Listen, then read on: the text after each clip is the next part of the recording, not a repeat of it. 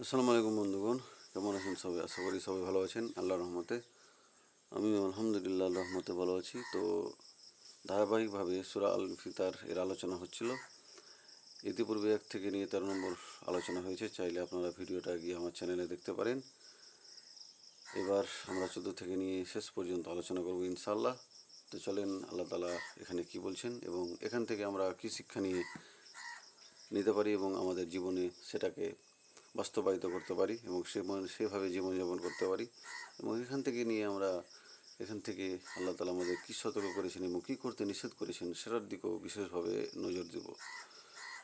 তো চলেন 14 নম্বরে আয়াতে আল্লাহ তাআলা কি বলছেন, ওয়া ইন্নাল ফুজ্জারা লাফি জাহিম। আল্লাহ তাআলা বলছেন ওয়াইন্নাল ফুজ্জারা লাফি জাহিম, আর নিশ্চয় অন্যায়কারীরা থাকবে প্রজ্বলিত আগুনে। এবং যারা অন্যায় করবে, যারা এই পৃথিবীতে জুলুম করবে, বা যারা নেক আমল করলো না বা ভালো আমল করলো না বা নামাজ রোজার তাওক্কা করলো না, তারা কি হবে? তারা থাকবে সেই জাহান্নামের আগুনে। সেই পাপাচারীরা, সেই ব্যভিচারীরা, যারা বেঈমানেরা, তারা কোথায় থাকবে? তারা থাকবে জাহান্নামের সেই ভয়াবহ আগুনের মধ্যে।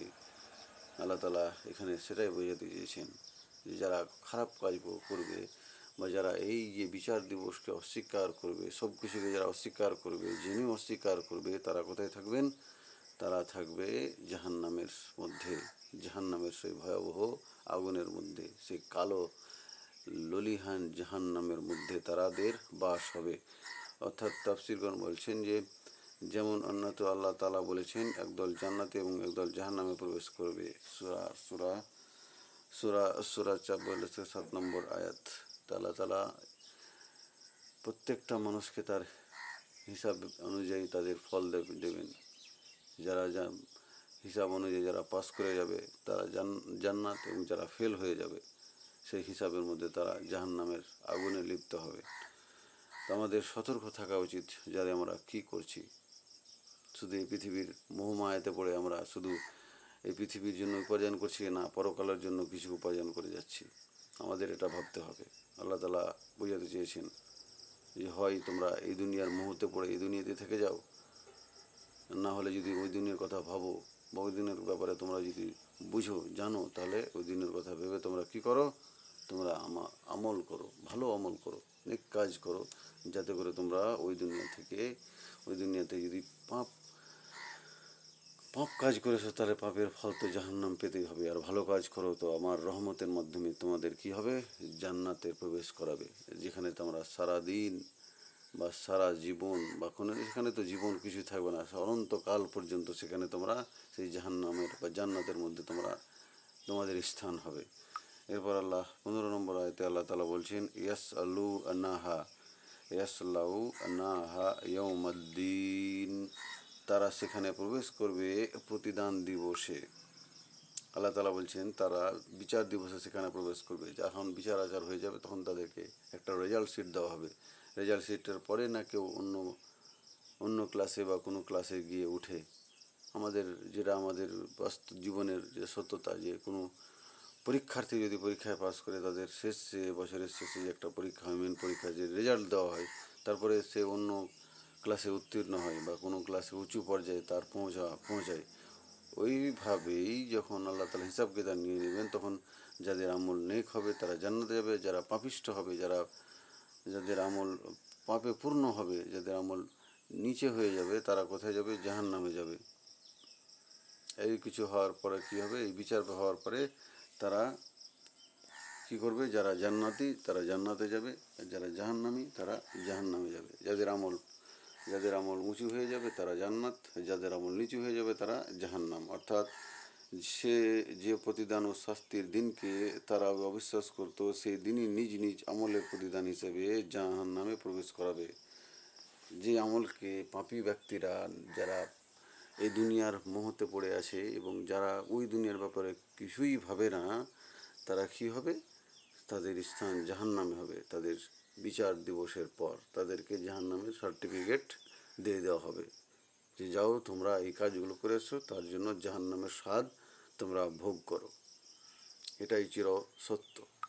এখানে মিথ্যার অবকাশ নাই। ওয়ামা হুম আনহা বেগাইবিন, আর তারা সেখানে থেকে অনুপস্থিত থাকতে পারবে না এবং তারা সেখানে হতে অন্তর্হিত বের হতে পারবে না। সেই জাহান্নামে যে একবার প্রবেশ করে যাবে সেখানে তারা অনন্তকাল পর্যন্ত সেখানেই তার মধ্যেই অবস্থান করবে। যতই চেঁচামেচি হোক, যতই চেঁচামেচি করুক, আল্লাহর ফেরেশতারা কোনো এক কথাও শুনবে না তাদের। চেঁচামেচি করে যত বলুক, তাফসীরগণ বলছেন বা মুফাসসিরগণ বলেন যে তারা এমন চিৎকার চেঁচামেচি করতে থাকবে যে ফেরেশতারা বলবেন চেঁচামেচির পর যে তোমাদের উপর তো রহিম আল্লাহ তাআলা রহম করলো না, আমরা কিভাবে রহম করতে পারি, এটাই শুধু তারা বলবে, আর কিছুই নাই। যে রহিম তোমাদের উপর রহম করলো না, তো আমরা কিভাবে তোমাদের উপর রহম করব। তো ভাবেন আমাদের অবস্থা তখন, যারা আমরা জাহান্নামে যাব তখন আমাদের অবস্থা কি হতে পারে। অর্থাৎ কখনো তা থেকে পৃথক হবে না, তারা চিরদিন সেই জাহান্নামের মধ্যে থাকবে, বরং তারা তাতে চিরস্থায়ীভাবে থাকবে এবং সেখানে তারা চিরদিন থাকবেন, এটাতে কোনো সন্দেহের অবকাশ নাই। এরপর 17 নম্বর আয়াতে আল্লাহ তাআলা বলছেন, ওমা আদরাকা মা ইয়াউমুদ্দিন, আর কিসে তোমাকে জানাবে প্রতিদান দিবস কি, আর তোমরা কিভাবে জানতে পারবে যে প্রতিদান দিবস কি। আল্লাহ তাআলা প্রশ্ন করছেন, তোমরা কিভাবে জানতে পারবে, তোমরা যে কিছু বুঝতে পারছো না, তোমরা তাহলে কিভাবে জানতে পারবে। যারা বুঝেও বুঝছো না, তাহলে তোমরা কিভাবে জানতে পারবে যে প্রতিদান দিবস কি, কিয়ামতের দিবস কি, কিয়ামতের দিন কি, তোমরা কিভাবে জানতে পারবে। আল্লাহ প্রশ্ন করছেন। কেন প্রশ্ন করছেন? আমাদের বোঝানোর জন্য। আমরা তো সবই জানি, তবু আল্লাহ প্রশ্ন করছেন যে তোমরা জানছো প্রতিদান দিবস কি, জানো এর ভয়াবহতা, বুঝো। আল্লাহ তাআলা প্রশ্ন সহকারে আমাদের বোঝাতে চেয়েছেন যে তোমরা কি বুঝো, তোমরা এই পৃথিবীতে অহংকার করে বেড়াচ্ছ, এই পৃথিবীতে তোমরা একে অপরের হক মেরে খাচ্ছ, তোমরা কি বুঝো, তোমরা কি বুঝো। এরপর আল্লাহ তাআলা 18 নম্বর আয়াতে বলছেন, সুম্মা মা আদরাকা মা ইয়াউমুদ্দিন, তারপর বলছি কিসে তোমাকে জানাবে প্রতিদান দিবস কি। আল্লাহ তব ফের বলছেন যে কিসে তুমি কি জানতে পারছি। আল্লাহ আবার বলছেন কিসে তুমি জানতে পারবে যে জাহান্নাম প্রতিদান দিবস কি, বিচার দিবস কি, কিভাবে জানতে পারবে তুমি, কিভাবে জানতে পারবে এগুলো।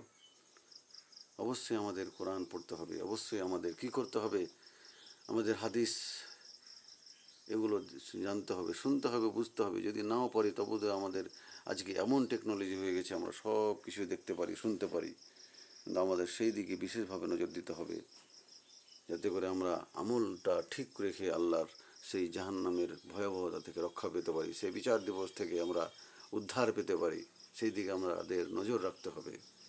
কিসের এত মহব্বত এই পৃথিবীর জন্য। আল্লাহ তাআলা এটাই বোঝাতে চেয়েছেন, কিসে তুমি জানতে পারবে। আবার বলছেন আল্লাহ, কিসে তুমি জানতে পারবে যে বিচার দিবস কি। একই বাক্যের পুনরাবৃত্তি হয়েছে এই দিনের বিশালত্ব ও ভয়াবহতাকে স্পষ্ট করার জন্যে। যদি আমরা কাউকে ডাবল ডাবল প্রশ্ন করি বা কোনো প্রশ্ন করেই যায় কোনো বিষয়ে, তখন সেটা একটা বড় মহত্ব থাকে, মানে গুরুত্ব বেশি থাকে, যে কেন তুমি এটা করলা, কেন তুমি এটা করলা, এরকম আমরা বলি কি না। তখন আল্লাহ তাআলা বলছেন কি যে তোমরা কিসে জানতে পারবে যে বিচার দিবস কি। তোমরা আবারও বলছে আল্লাহ তাআলা কিসে তোমাকে জানতে পারবে তোমার বিচার ব্যবস্থা কি। আল্লাহ তাআলা বলছেন এই যে আর বিচার দিবসের যে ভয়াবহতা, এই যে আর বিশালতা, এই যে একটা বিচার দিবস হবে, যেটা হবেই হবে, তার ব্যাপারে আল্লাহ তা সেই একটা বিষয়টাকে উজ্জ্বল করার জন্য, হাইলাইট করার জন্য এখানে আল্লাহ তাআলা বলছেন যে কিসে তোমাকে জানাবে যে কি, যে বিচার দিবস কি। আল্লাহ আবারও বলছেন কিসে তুমি জানতে পারবা। তো সেই ভয়াবহতার কথা মাথায় রেখে আমরা আমল করার চেষ্টা করব। আল্লাহ যেভাবে আমাদের জীবনযাপন করতে বলেছেন সেভাবে আমরা জীবনযাপন করব, এটাই আল্লাহ আমাদের কাছে চেয়েছেন। আর ইনশাআল্লাহ আমরা এটা করার চেষ্টা করব ইনশাআল্লাহ। তো এবার 19 নম্বর আয়াতে আল্লাহ তাআলা বলছেন, ইয়াউমা লা তামলিকু নাফসুল লিল নাফসিন শাইআন ওয়াল আমরু ইয়াউমাইযিল লিল্লাহি, সেদিন কেউ কারোর জন্য কিছুর করবার সমর্থ রাখবে না, আর সেদিন সমস্ত কর্তৃত্ব হবে একমাত্র আল্লাহর। সে বিচার দিবসের দিন সেদিন কারও কিছু করার থাকবে না। এমনকি মুফাসসিরগণ বলেন যে প্রত্যেকটা নবী নিজ নিজ আমল দ্বারা নফসি নফসি করবেন, প্রত্যেকটা নবী, যেহেতু তারা আল্লাহর খাস বান্দা, তবুও তারা বলবে নফসি নফসি, আমাদের আজকে কি হবে, নফসি নফসি, সবাই বলবে, আদম থেকে নিয়ে প্রত্যেক নবী বলবেন নফসি নফসি। তবুও এক কোনায়, সেই দিন এক কোনায় মুফাসসিরগণ বলেন বা বড় বড় হাদিস হাদিস কারক গবেষণা করে বলছেন যে কি, যে আমাদের নবী কিন্তু একদিন সেই কিয়ামতের ভয়াবহতার মাঠে তখন বলবেন, ইয়া উম্মতি ইয়া উম্মতি, এই আমাদের উম্মত, এই আমার উম্মত। সে আমাদের নবী হজরত মোহাম্মদ সাল্লাল্লাহু আলাইহি সাল্লাম এ কথা বলবেন। কিন্তু কারও সাহস থাকবে না যে আমাদের কি হবে, আমাদের কি হবে, কারও সামর্থ্য থাকবে না। তো সেদিন সমস্ত কর্তৃত্ব থাকবে কার? ক্ষমতা থাকবে একমাত্র আল্লাহর। তিনি যাকে চাইবেন জান্নাতে দিবেন, যাকে চাইবেন জাহান্নামে দিবেন আমল অনুযায়ী। তো তাফসিরগণ বলছেন, অর্থাৎ দুনিয়াতে তো আল্লাহ তাআলা অস্থায়ীভাবে পরীক্ষা করার জন্য মানুষকে কম বেশি কিছু পার্থক্যের সাথে অধিকার বা এখতিয়ার দিয়ে রেখেছেন, কিন্তু কিয়ামতের দিন সমস্ত এখতিয়ার পূর্ণরূপে কেবলমাত্র আল্লাহরই হতে থাকবে। যেমন তিনি বলেন, আজ রাজত্ব কার? একক প্রবল পরাক্রান্ত আল্লাহর। বলা বলল, মহানবী সাল্লাল্লাহু আলাইহি ওয়াসাল্লাম নিজ ফুজুজান সাফিয়া রাদিয়াল্লাহু সৈয়দ কন্যা ফাতেমাকে বলেছিলেন, আমি তোমাদের জন্য আল্লাহর কাছে কোনো প্রকার উপকার করতে পারবো না। আর বনি হাসেম ও বনি আব্দুল মুত্তালিবকেও সতর্ক করে বলেছেন, তোমরা নিজেরা নিজেদেরকে জাহান্নাম থেকে বাঁচাও, আল্লাহর কসম আমি তোমাদের জন্য আল্লাহর কাছে কোনো প্রকার উপকার করতে পারবো না। যে সেদিন কারও কেউ উপকার করবে না। নিজের মা তার ছেলেকে, ছেলে তার মাকে, স্বামী তার স্ত্রীকে, স্ত্রী তার স্বামীকে, কেউ কারো উপকার করতে পারবে না। সেদিন সবাই নিজ নিজ আমল নিয়ে ব্যস্ত থাকবে। সেদিন সব নিজ নিজ হিসাব কিতাব নিয়ে ব্যস্ত থাকবে যে আমার কি হবে, আমার কি হবে। তো এখানে আল্লাহ তাআলা আমাদের, যাতে করে আমরা আমল ঠিক রাখতে পারি, আমাদের নেক আমল করে আল্লাহ তাআলার সেই ভয়াবহতার মাঠে উদ্ধার হতে পারি, সেই ভয়াবহতার মাঠে পাস হতে পারি, সেদিকে আমরা বিশেষভাবে নজর দেবো। অবশ্যই আমল করব, যাতে করে আমাদের নেকির আমলটা ভারী হয়ে যায় এবং গুনার আমলটা চেড়ে যায় এই পৃথিবী দাঁড়িপাল্লার মতো। তো এই হচ্ছে সূরা আল ইনফিতার এর আলোচনা, এবং এখান থেকে আমরা কী শিক্ষা নিতে পারি এবং আমরা শিক্ষা নিয়ে জীবনে বাস্তবায়িত করতে পারি এবং আমাদের জীবনটাকে কোরআনের মাফিক করতে পারি, সেদিকে বিশেষভাবে নজর দেওয়া হয়েছে। চাইলে ভিডিওটা আপনারা বন্ধুদের সাথে শেয়ার করবেন এবং চ্যানেলটাকে ফলো করে সাবস্ক্রাইব করে নেবেন, ঘন্টাটা দাবিয়ে দিবেন পরবর্তী আরও এরকম ভিডিও পাওয়ার জন্য। ভালো থাকেন সবাই, সুস্থ থাকেন সবাই। আসসালামু আলাইকুম রহমতুল্লাহি ওয়া বারাকাতুহু।